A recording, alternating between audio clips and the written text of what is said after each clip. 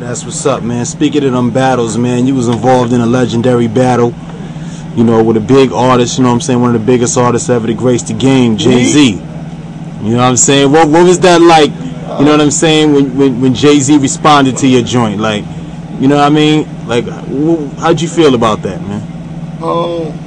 I would just, me, myself, that's not what I do. I pretty much was baiting him and shit like that. It was all from a music standpoint and all of, as far as the chess move for me is, as far as, you know, making noise inside the game and shit like that, you gotta go after who's on top. And for us, you know, for me, myself, you know, I got a bit of a grudge, so, you know, it made it that much more better and shit like that. So when he bit the bait, or when he bit the bullet, you know. When was the last time that you saw Jay-Z face to face? Like, after that whole shit happened, did y'all ever like run into each other like on the road or anything like that? Like, what was said? Did y'all speak? Anything like that?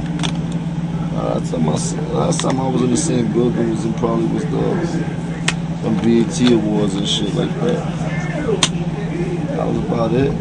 I seen him in there. You know.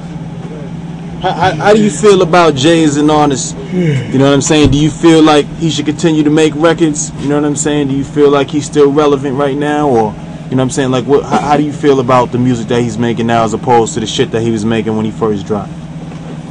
The shit that he's making when he first dropped, that was some shit that helped me stay alive in life. You know? That was some shit that helped me hustle.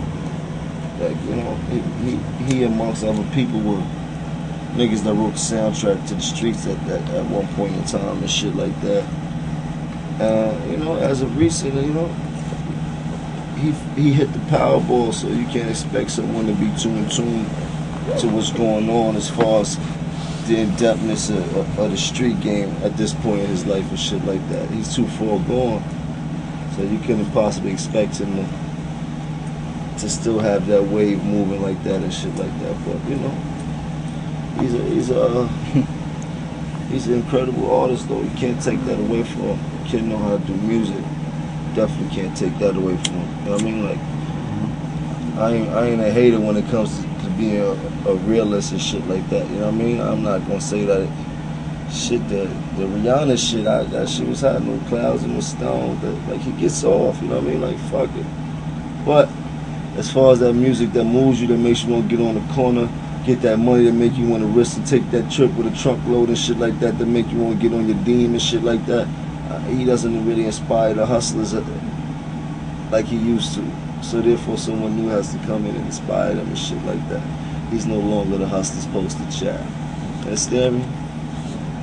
Like, aside from yourself, who else do you feel is holding that position right now that's inspiring niggas?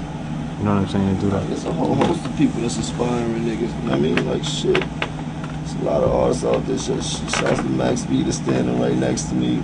Joel Santana. You know, Jeezy, Weezy, T.I., Trick Daddy. Still go hard on these niggas out here. You know, Game for the West Coast. He's kind of iconic out there right now. Whether people want to believe it or not, he got that shit in a frenzy out there. Shouts to Game. Shouts to Pimp C.